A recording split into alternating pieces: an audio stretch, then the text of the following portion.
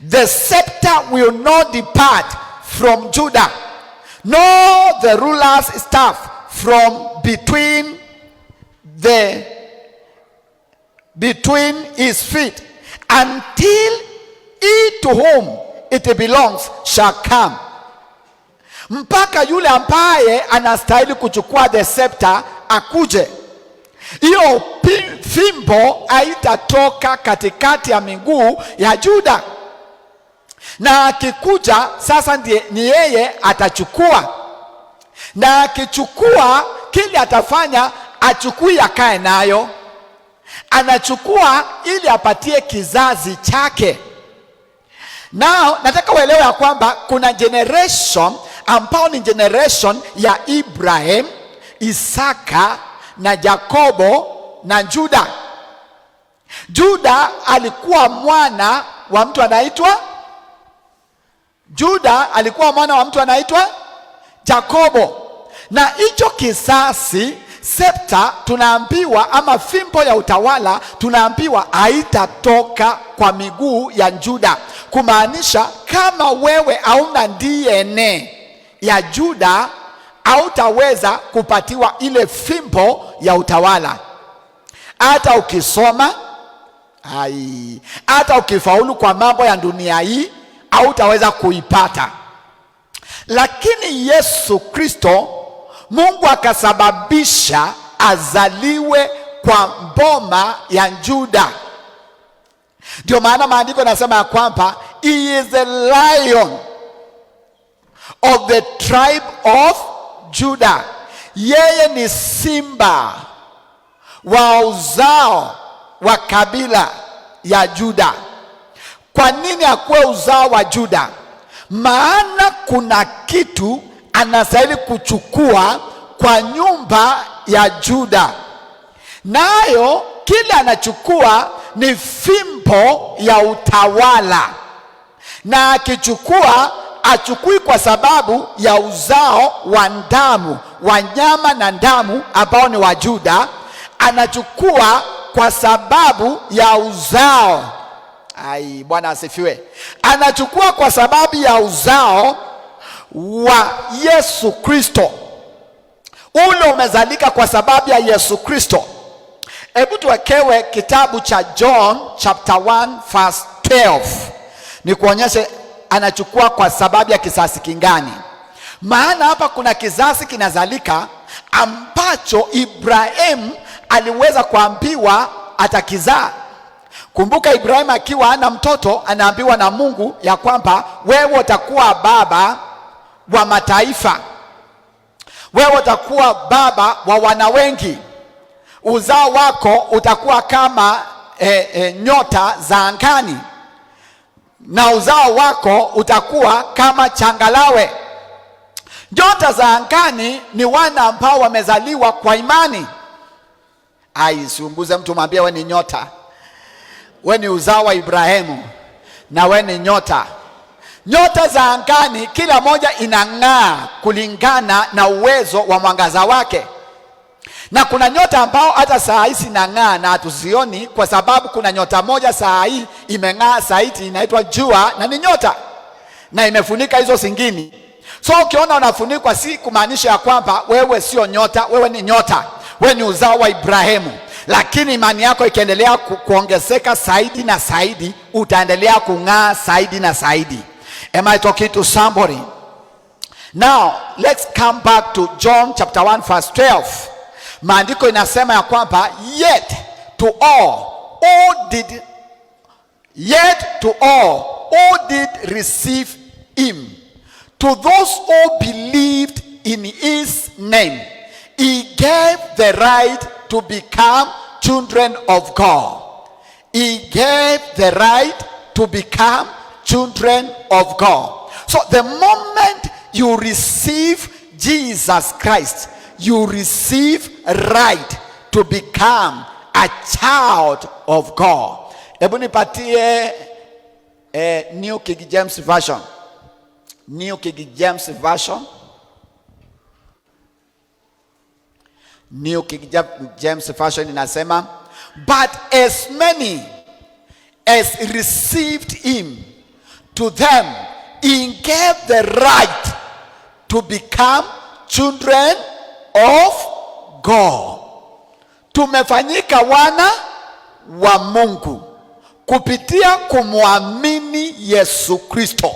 Ukimwamini Yesu Kristo unafanyika mwana wa Mungu. Na ukifanyika mwana wa Mungu, sasa umezalika kwa familia ya Ibrahimu. Maana Ibrahimu ako na two lines ama lineage. Moja ni uzao wa damu yake, na mwingine ni uzao wa imani, wana wake kwa imani. Ndio anaitwa baba wa imani.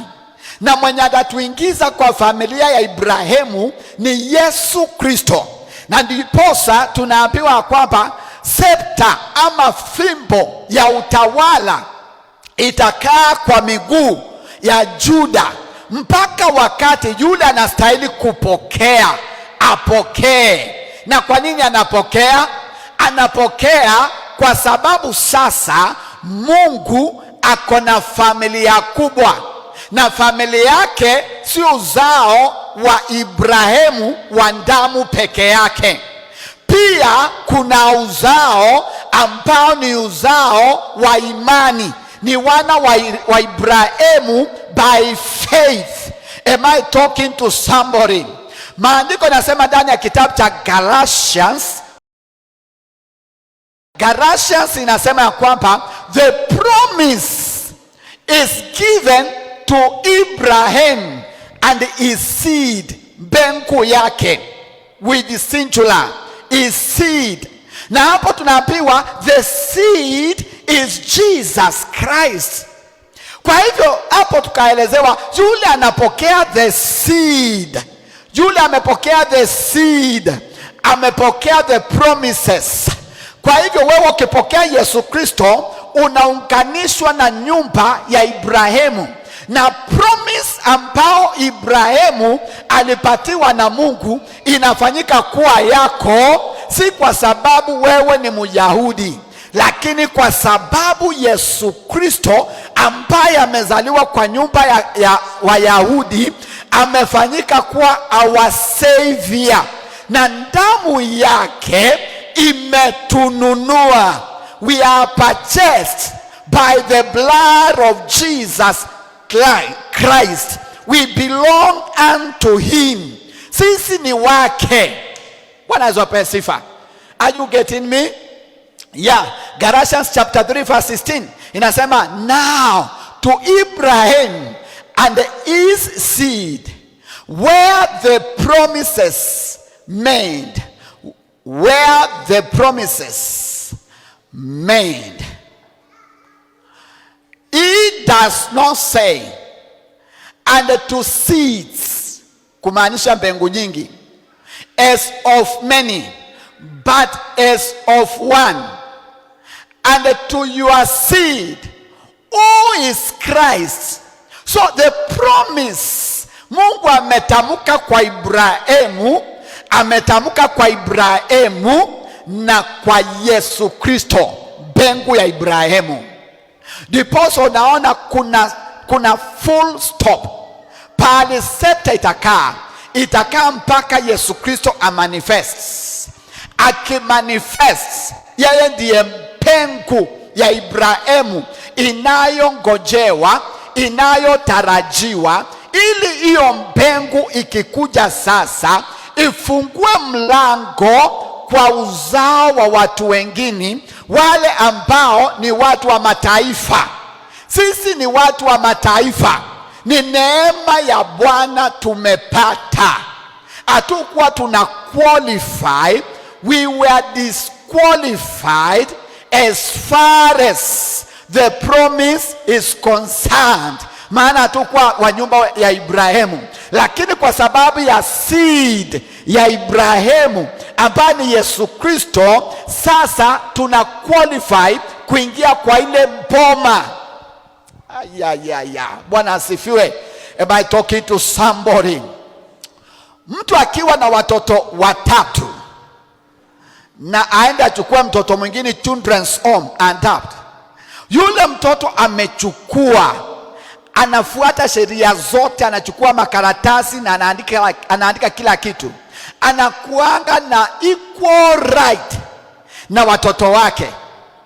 Hata akienda ng'ambo, akitoa birth certificates za watoto wake na atoe birth certificate ya huyo mtoto, hata kama haina majina yake, kuna karatasi nyingine anatoanga ambao imeandikwa ya kwamba huyu mtoto amemilikiwa na huyu baba kisheria. Na serikali ya Kenya inafahamu hayo. Kwa hivyo wanaenda pamoja kama familia na anakuwa wa hiyo familia.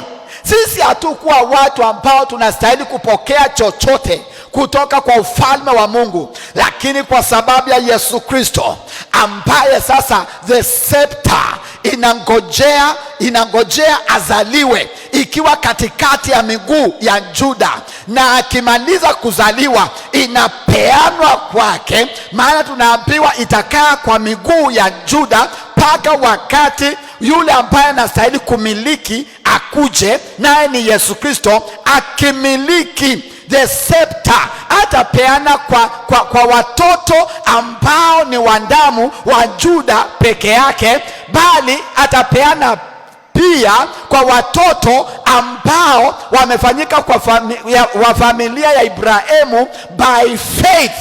Na hapo ndio tunapata the scepter, hapo ndio tunapata fimbo ya utawala.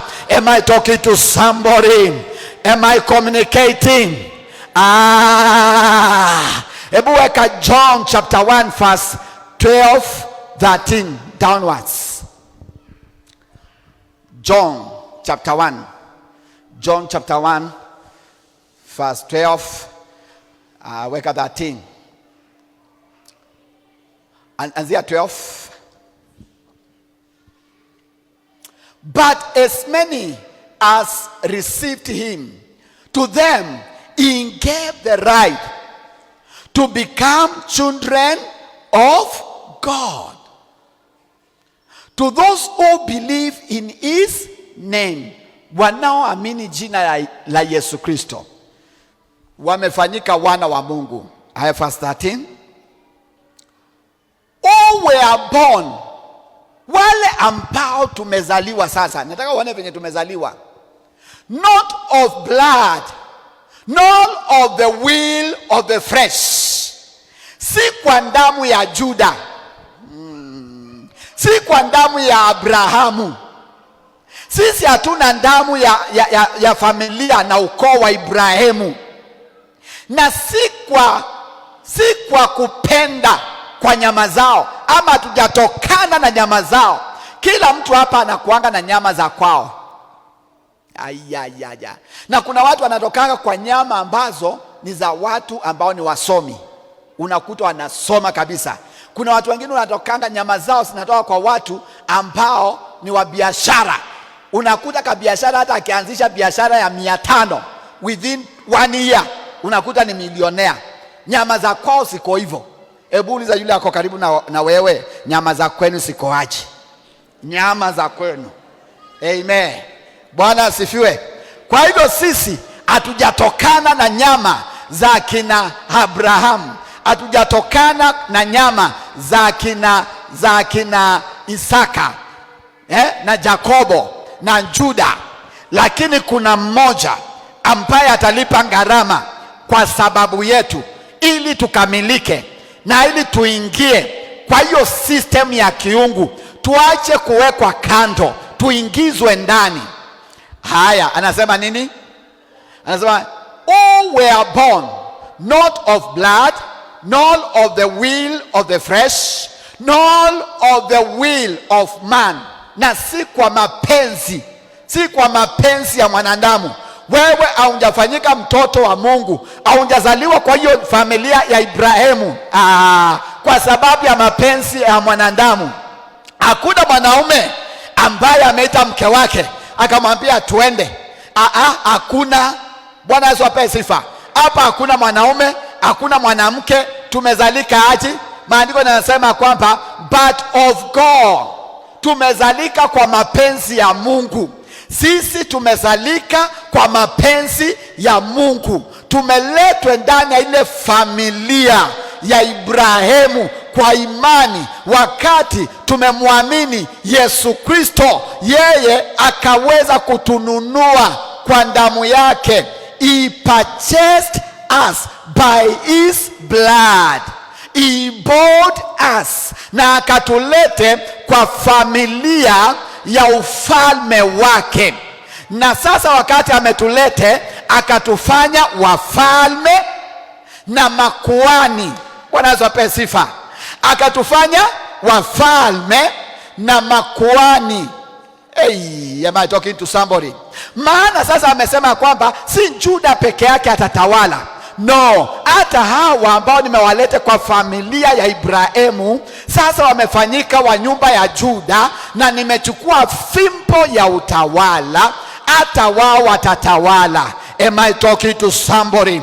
So mafuta ya kutawala iko pamoja na wewe. Mafuta ya ukuhani iko pamoja na wewe. Lakini kanisa imezingatia sana mafuta ya kiukuhani. Unakuta watu wanaongea kwa ndimi hata 1 hour, 2 hours, 3 hours, lakini akitoka pale unakuta mambo yale mengine yote, area ya kiufalme amengongwa na shetani. Maana hajajua jinsi ya kuoperate ndani ya ofisi ya kiufalme. Lazima ufanyike kuwa mfalme, lazima utembee kama mfalme ili ukakuwe na ushindi. Na haya yote mbili yanatembea pamoja. Neema ya ufalme na ukuhani lazima sifanye kazi kwa pamoja ndio ukamilike. Lakini watu wengi wanatembelea neema ya ukuhani peke yake. Anaongea kwa ndimi, anaomba upako na njaa, uwepo na njaa, lakini analala njaa. Nataka kuambia kitu siku ya leo. Priesthood anointing will not give you riches. Priesthood ni hali ya kumsongea Bwana, ni hali ya kutengeneza mahusiano na Mungu na kulete uwepo wa Bwana. Wacha nisome mstari ndio uelewe kile ninasema. Revelation chapter 1 verse 5. Revelation chapter 1 verse 5 inasema hivi. And from Jesus Christ, the faithful witness, the firstborn from the dead, and the ruler of the kings of the earth, to him who loved us and washed us from our sins in his own blood. Hapa ndio alikuwa anatubadilisha. Wakati alitupenda, hatukuwa watu wa kupendeka, hatukuwa watu wa nyumba ya Ibrahimu, hatukuwa watu wa nyumba ya Juda, hatukuwa watu wa kupendeka. Yeye amezaliwa kwa hiyo nyumba, lakini akatupenda kiasi ya kwamba akaweka uhai wake chini. He laid down his life for our lives. That very moment ndio wakati alikuwa ana manifest upendo wake, na akaenda Kalvari akamwanga damu yake ili kupitia kwa damu yake tununuliwe. Nguza mtu mwambie kununuliwa. Mwambie umenunuliwa kwa damu ya dhamana. Yesu alimwanga damu ndio ununuliwe. Maana ulikuwa mtu ambaye ni wa kukataliwa. Maandiko nasema nyinyi ambao hamkuwa watu, sasa mmefanyika kuwa watu. So tulikuwa watu ambao si watu, ndio tunaitwa other nations. Other nations, watu wa mataifa, watu wa kukataliwa. Watu hawako wanakaribiana na Wayahudi, walikuwa wanakaa mbali kabisa. Hata Yesu Kristo akiongea, kumbuka siku moja akiongea na mwanamke Msamaria, anamwambia hatustahili kukaribiana. Lakini that very moment wanaongea, wana exchange maneno. Kulikuwa na bonde kubwa sana between the people of God na watu wa mataifa. Lakini Yesu Kristo kupitia kwa damu yake ametununua kwa damu yake ya dhamana. Ndio maana inaitwa precious blood. Hii ni damu iko na uweza na ni precious than stones, than silver and gold. Dhahabu haingekununua wewe, lakini damu ya Yesu imetununua, tukaoshwa na hiyo damu. Baada ya kuoshwa na hiyo damu, anasema nini? Verse 6, and has made us kings and priests to his God, na akatufanya wafalme. Baada ya kuoshwa, baada ya kununuliwa, baada ya kuletwa kwa familia ya Mungu sasa. Maana tumesalika si kwa mapenzi ya mwanaume, kama vile nimesoma ndani ya John chapter 1 verse 13. Si kwa mapenzi ya mwanaume na si kwa damu na nyama za wanaume, lakini kwa sababu ya Mungu tumesalika ndani ya familia ya Mungu kupitia kwa damu ya Yesu Kristo iliyotiririka Kalvari. Tumenunuliwa sasa, sisi ni wa familia ya Mungu. Baada ya kuletwa kwa familia ya Mungu, anasema that is not enough. Anasema ametufanya, and has made us kings and priests to his God and the Father. Akatufanya makuhani na wafalme kwa Mungu Baba, kwa Mungu na kwa Baba. Am I talking to somebody? Siunguze mtu, mwambie umefanywa kuhani na umefanywa kuwa mfalme, na hujafanywa kwa mtu, umefanywa kwa Mungu. Mwambie umefanywa kwa Mungu, umefanywa kwa Mungu. Am I talking to somebody? Now hebu sikia kile nataka kufundisha hapa. Hapo chini nasema kwamba to him be the glory and the dominion forever and ever. To him be the glory and the dominion forever and ever. To him be the glory. Now church, nataka ukaelewe hivi. Wakati kuhani ameingia kwa ofisi yake, akikumbalika na Mungu, kile kinashuka ni glory, utukufu. Ndio maana unaona ya kwamba anytime kukiwa na matoleo ya dhabihu, watu wakitoa dhabihu za sifa, za ibada na matoleo yote, maana matoleo, dhabihu zinatolewa na makuhani, ama kuomba kama kuhani. Maana kuna maombi ya ukuhani. Maombi ya ukuhani ni wakati unapembeleza Mungu, unamwambia I cannot make it without you, unafunjika mbele za Mungu. Hayo ndio maombi ya ukuhani. You break before God. Kuhani ana break before God. Kuhani anaendanga na repentance for his behalf and on behalf of others. Anaenda mbele ya Mungu na repentance. Sasa hiyo ndio ofisi ya ukuhani, na kile kina manifest akikumbalika na Mungu ni kitu kinaitwa glory. Uwepo wa Mungu unamjaa na unajaa mahali pake. Kanisa imetembea na glory sana. Kanisa imetembea na glory sana, maana watu wanajua kufunjika. Wanafunjika mpaka kwa machozi, wanatokwa na machozi na wengine makamasi. Wengine wanatambaa chini wakianguka, akisema Mungu, nimeanguka kabisa, niko hapa mbele yako, usiniache. Mungu anaona moyo umebondeka na anakuja kuwa rescue, anakuja kuwasaidia. Na akikuja kuwasaidia, Mungu akishuka mahali, ni glory ina manifest. Am I talking to somebody? Lakini hapa kuna kitu kingine anasema dominion. ametaja vitu mbili, glory and dominion. Glory inakuwa manifested na kuhani, lakini dominion inakuanga manifested na king. Na kanisa imetoka mahali pake pa dominion, na ndio maana unaona hata watu wamechanganyikana. Unakuta huyu ni pastor, huyu ni bishop, na anajisusha, anatoka position yake ya dominion ambao tumepatiwa na Yesu Kristo, anateremuka.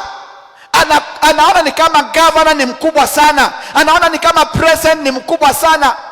Tukikaa kwa dominion ile ambao Bwana Yesu anataka tu manifest, au watu wanastahili kukuja kukopi utawala ndani ya kanisa. Am I talking to somebody? Kwa hivyo kuna vitu mbili ambazo tuna manifest. Moja, tuna manifest tukiingia kwa ofisi ya ukuhani, nayo ni glory ama utukufu. Na ingine tukiingia kwa ofisi ya kiufalme, tuna manifest kitu kinaitwa dominion. Unatembea na dominion, unafanya mambo ukiwa na dominion, nguvu za utawala. Watu ambao wameokoka wamekaa ni kama wameshindwa biashara na watu ambao hawana Mungu, watu ambao wanatumia mapepo, watu ambao wanatumia mitishamba, watu ambao wanatumia majini. Wanakaa ni kama wananawili na kuendelea kwa biashara kuliko Wakristo. Ni kwa sababu Wakristo hawajaelewa nguvu za ufalme. Nguvu za ufalme zikikuingia, ambazo ni za kutawala, nguvu za utawala. Ukianza kutawala, una control soko mzima, maana ufalme wa Mungu ni supreme. Ufalme wa Mungu umenjawa na nguvu na mamlaka, and the kingdom of God is controlling. Ukipata ufalme wa Mungu una control territories. Ukipata ufalme wa Mungu una control maeneo, unafanyika kwa principality. Am I talking to somebody?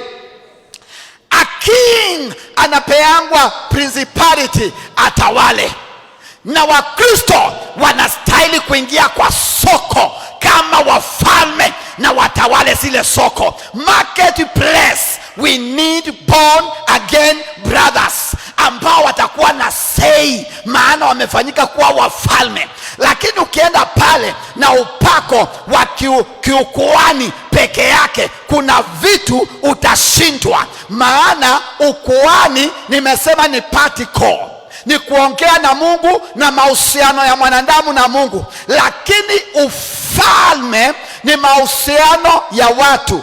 Horizontal, unakuta unatawala horizontally. Uko na usemi pale unaenda, unastahili kuingia kwa matatu. Ukiingia kwa matatu peke yake, unaanza kucontrol. Ushakaya malama seketayaba. Bwana atukuzwe. Am I talking to somebody? Wafalme lazima turudi kwa kiti cha ufalme. Mfalme akisahau ni mfalme, anakuanga powerless. Na wacheni waambie, nguvu za ufalme si kitu ya unaweza kuchezea. Trump akiwa Amerika ni Trump na ni president wa Amerika. Akikuja Kenya, hata mbadilika akuwe president wa Kenya, bado ni president wa Amerika. Am I talking to somebody? Na hata akichukua press, aanze kuandress akiwa Mathare. Akiwa Mathare pale slums, waweke ka platform, apatiwe mic na aongee, na iwekwe kwa mitandao, ingie Amerika na aseme, kesho nimefunga barabara fulani na fulani na fulani, kutakuwa na lockdown, inafungwa. Are you getting me? I want to tell you, ukijua ofisi ya kiufalme na uanze cooperate ndani ya ofisi ya kiufalme, utakuwa na control vitu hata ukiwa wapi. Unaweza control kwenu ushago hata ukiwa hapa. Am I talking to somebody? Na ofisi ya kiufalme kile inafanyanga, it is to release, it is to give decree. You decree. Wakati unasikanga I decree and I declare, there will be no negativity anymore. Hiyo ni ofisi ya kiufalme. Na kuna wakati kanisa unastahili kuoperate kama kuhani, na kuna wakati mwingine neema ya ukuhani haitaufukisha. Utahitaji neema ya kiufalme ili ufuke mahali unataka kufuka. Am I talking to somebody? Hata Yesu Kristo alikuwa ana operate in both. Kuna wakati alioperate kama kuhani na kuna wakati alioperate kama mfalme. Am I talking to somebody? Kuokoka si kuwa msoft saa zote ati unakuwa msoft. Kuna wakati wa kutoa ukali kama king, otherwise mambo itaharibika na itaenda murama, maana umeachiria mambo ijipeleke. Lazima utoe order, useme this is the order, from now tutaenda hivi. Maana ni wafalme ambao wanapeana order. Am I talking to somebody? Makuhani wapeanangi order. Makuhani kazi yao is to plead with the God for the masses, but kings is to give order, and they decrees, they command. That is the word, they command. Na lazima watu watii. Tukicommand lazima mapepo itii. Am I talking to somebody? Wacha kuniambia hiyo shida ni shida ya kwenu.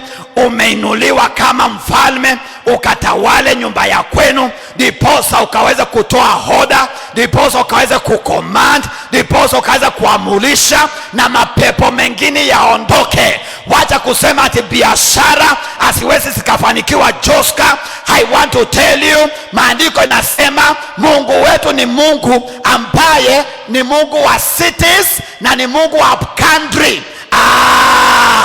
I want to tell you, God is not limited as far as utaoperate kwa neema ya kiufalme.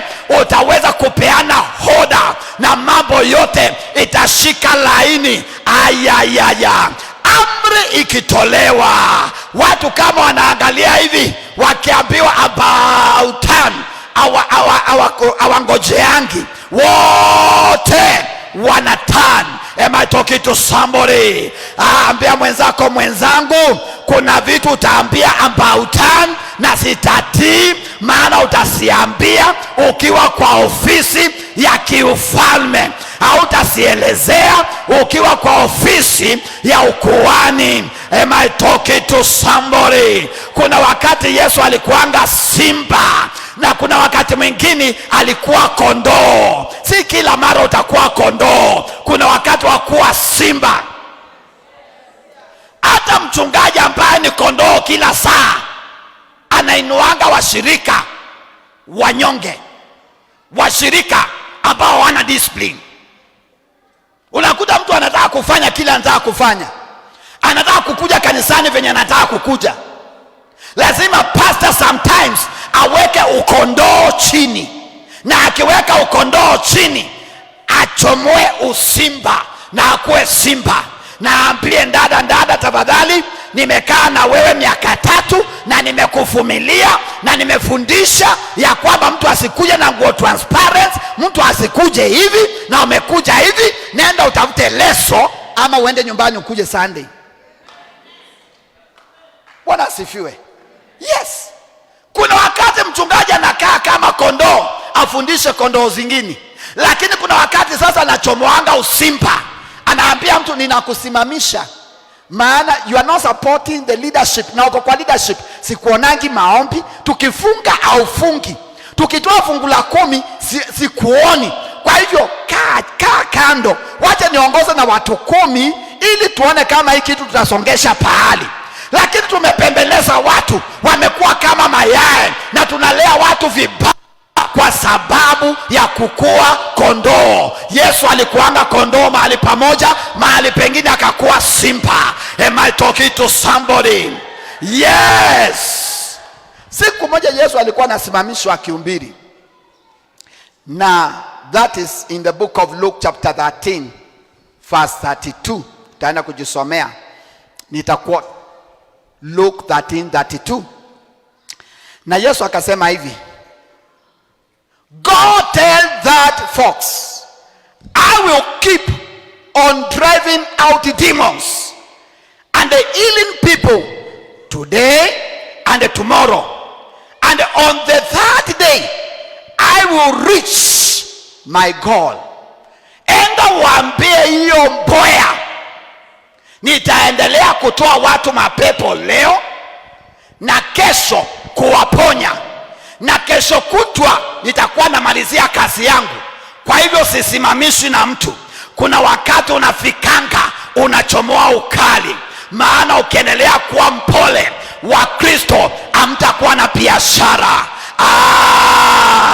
Lazima uinuke kama mfalme na utawale. Kama ni maeneo ya marketplace, ukuwe na neema ya kutawala na kucontrol marketplace. Na hitaji mtu ambaye ni muonga. Maandiko nasema kwamba ufalme wa Mungu si wa waoga. Ukiwa muoga, wachana na ufalme. Na ufalme wa Mungu, ukiingia ndani ya ufalme wa Mungu, unafanywa kuwa mfalme. Na wafalme si waoga. Ndio maana hata mkiongea nini against president wetu Ruto, astukangi na hata stuka. Ruto si muoga, is a president, is a king. Wasikalia kiti kama hiyo kiwa muoga, utainukia asubuhi na mapema, maana ni kiti iko na vita nyingi. Kwa hivyo wewe kama unataka kuinuka na ukuwe mfalme pamoja na Yesu Kristo, ondoa uoga. Ndani ya ufalme wa Mungu hakuna cowards. Maandiko yanasema cowards will never enter in the kingdom of God. Unaingia kwa hiyo soko. Hata ukisikia mama mboka huyu na mama mboka huyu ati wameenda wapi, wamechukua mitishamba, wengine wako na majini, wewe unaingia pale.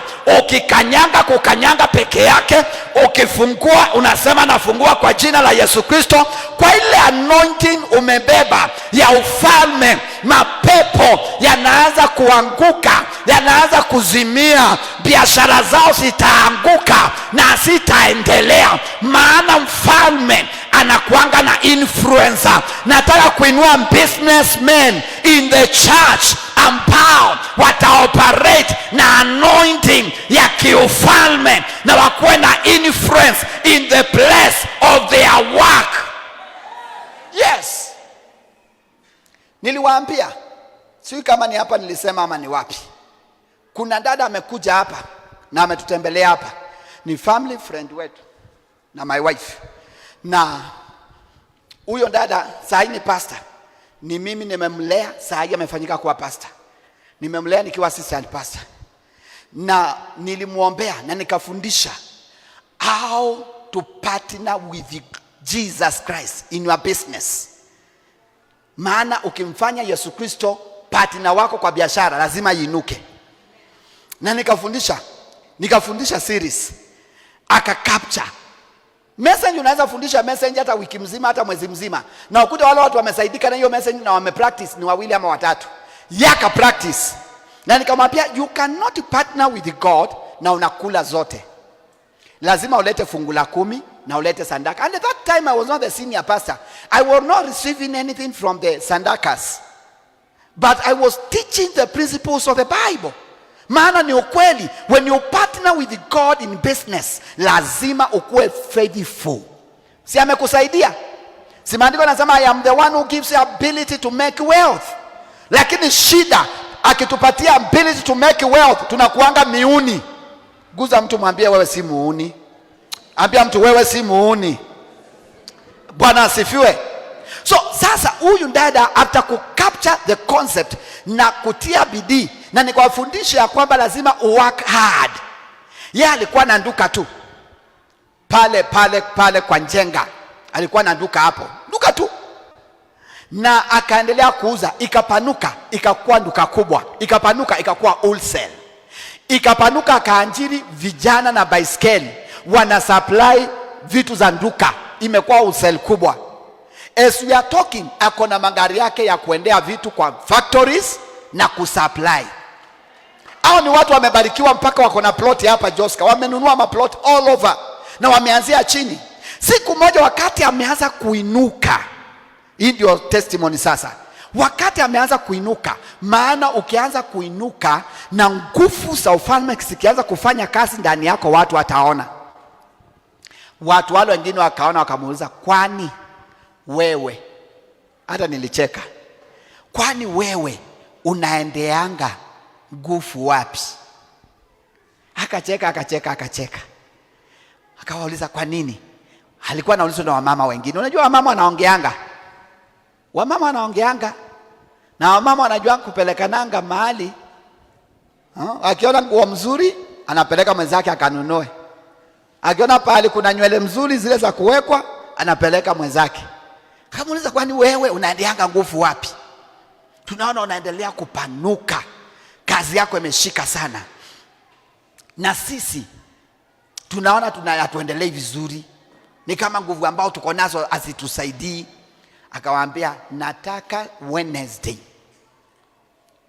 mfunge kazi lunch hour. Alikuwa anafunga kazi lunch hour, anakuja lunch hour. Nataka mfunge kazi Wednesday lunch hour, niwapeleke pale naendeanga nguvu. Si amekuja ameniambia kwa ofisi, nitakuletea watu wangu wanataka pale naendeanga nguvu, na ninawaleta.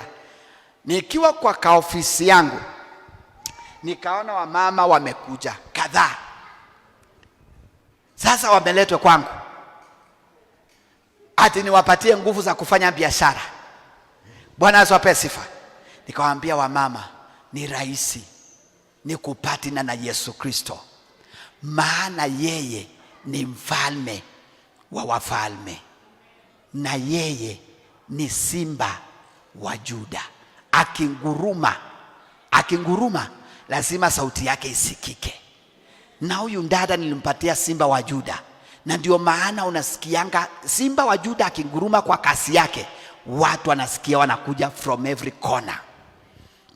Na huyu dada nimemfundisha jinsi ya kufanya biashara na Yesu, nimemfundisha jinsi ya kutawala na Yesu, maana Yesu ametufanya watawala pamoja na yeye, na hakuna mtawala ambaye ni masikini. Salimia mtu, mwambie hakuna mtawala maskini.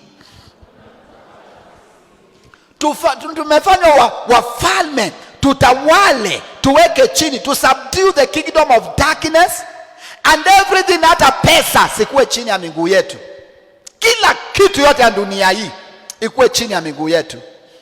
Wale wandada nikawaombea, kulikuwa hata wanaume nikawaombea, nikawafundisha mambo ya Yesu Kristo. Wengine wakashika, wengine wakalemewa, maana hawakutamani wokovu. Wale walishika, wameinuka. Bwana Yesu apewe sifa. Am I talking to somebody? I want to tell you, kuna watu wanasumbuliwa na nguvu ya kufanya biashara, watatoa wapi? Lakini Yesu Kristo, sema Yesu Kristo, ako na nguvu na mamlaka, na ametupea tufanyike wafalme. Na tukifanyika wafalme, tuna control.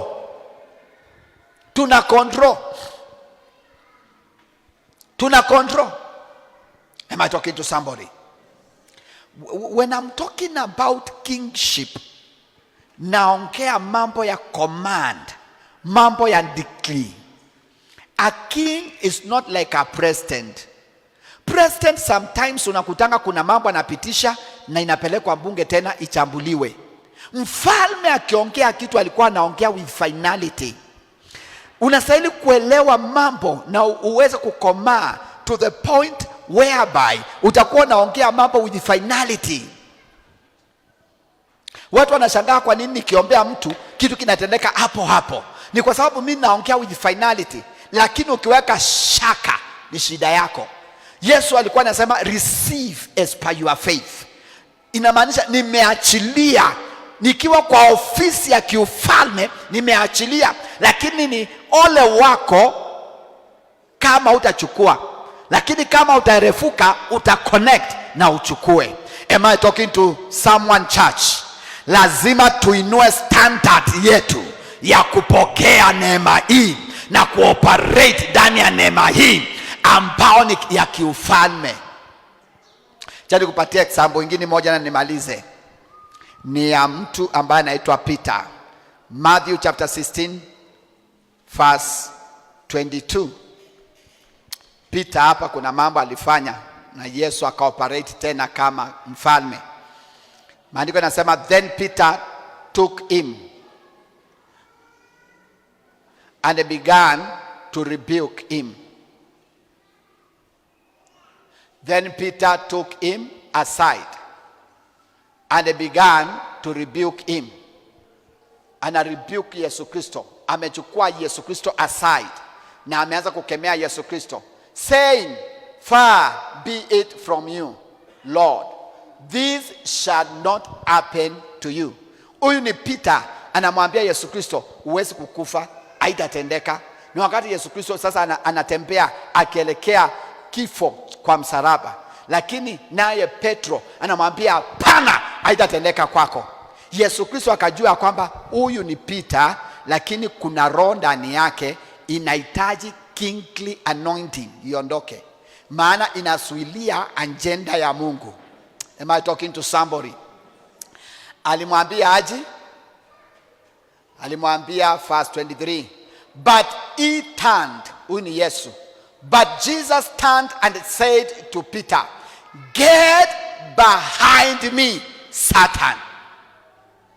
Kuna nyakati za kuidentify shetani na unaingia automatically kwa ofisi ya kiufalme na una command shetani anaondoka.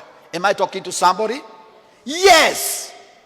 Yesu hapa hakuwa anamwambia wewe Peter sasa Peter wewe ni nini Peter? Peter sasa ni nini na wewe unakuanga ndugu mzuri? No. Alijua si Peter hapa. Alijua ni shetani anapinga mpango wa Mungu. So akamgeukia na akamwambia behind me, Satan. Sio Peter anaitwa shetani.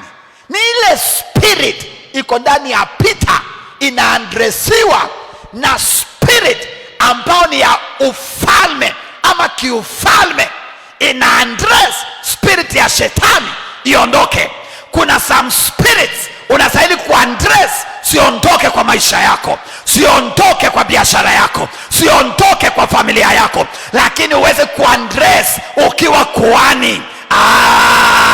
Ati baba asante nimefunjika, oh God, no. Lazima ujue jinsi ya kuchange na kutune to the office ile inastahili kukusaidia saa hiyo.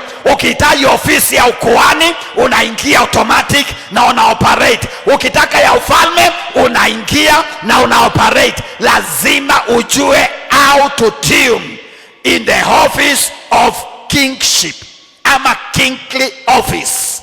Am I talking to somebody? Kuna watu wamepoteza opportunities mingi hapa maana hawajui kutumia ofisi ya kiufalme. Hello? Unaambiwa hapana hii kasi wewe naona utoshei hapa. Na wanasema ni maneno tu alikuwa anaongea. Si maneno. Hayo maneno yatakusuilia, yatakupinga. Wewe hatuwezi chukua Mkikuyu kwa hii ofisi. Hatuwezi chukua Mkamba kwa hii ofisi. Hii ofisi hata kama uko na makaratasi, tunataka mtu ambaye ametoka coast. Nani amesema mtu wa coast? Nani amesema mtu wa mlima? Nani amesema mtu wa Ukambani? No, kama ni wewe unasema no, nitaingia. Am I talking to somebody? Lazima uinuke kwa ofisi ya kiufalme na ukaunda attack some of the spoken words, maana ukisiachilia sitakukalia na sitakucontrol. Am I talking to somebody? Yesu Kristo alioperate kama kuhani na pia alioperate kama mfalme. Amen. Wakati ako kwa mlima akiomba, aombi kama mfalme, anaambia Mungu Baba, tafadhali kama inawezekana kikombe hiki kiondoe. Hapa ni kuhani kabisa. Kikombe hiki, hata sauti unateremsha, kikombe hiki kiondoe. Lakini Baba, si vile ninapenda, si mapenzi yangu yatimie, bali mapenzi yako yatimie. Hapa ni kuhani, Yesu Kristo ni kuhani.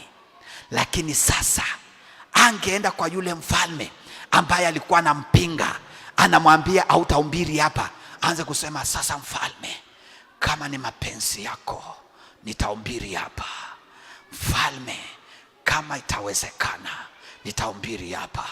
Mfalme, kama nitapata kimbali na wewe nitahubiri hapa. Alijua hii ni daimono. It is a bad spirit against the gospel.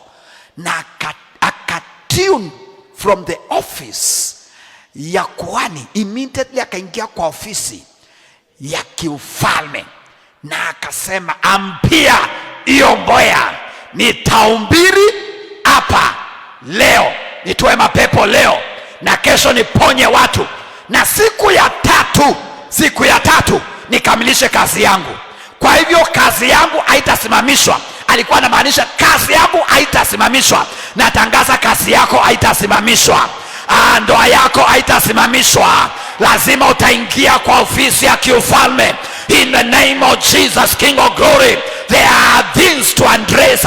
Maandiko inasema ndani ya kitabu cha Job chapter 22. Maandiko inasema Job 22 verse 28. You shall declare a thing and it shall be established.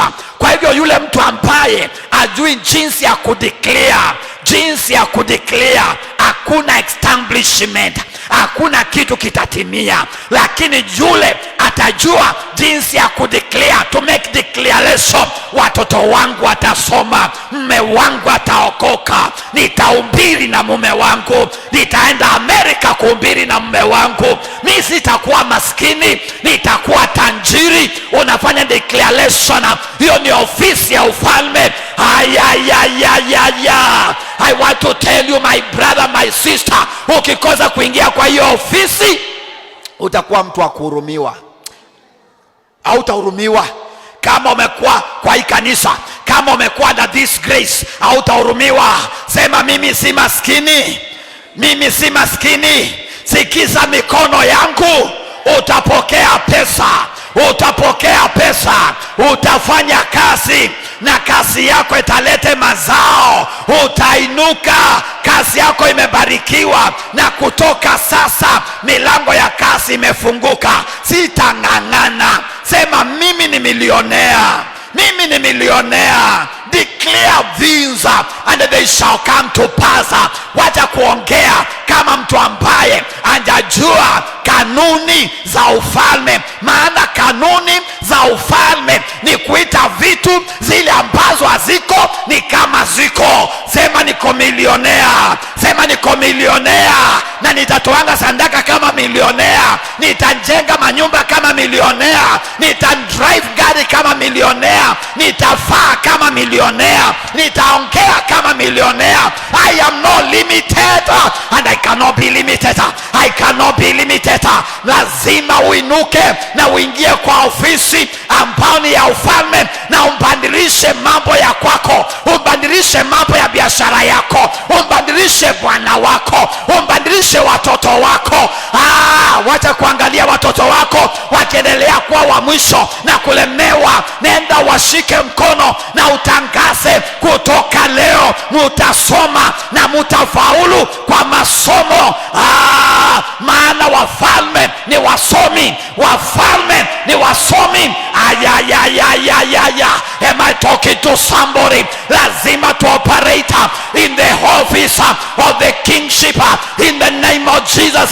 Hatutatembea kwa ukawaida, tutatembea kwa anointing ambayo ni ya kiufalme, na tuweze kufanya mambo yale Mungu ametuita tufanye.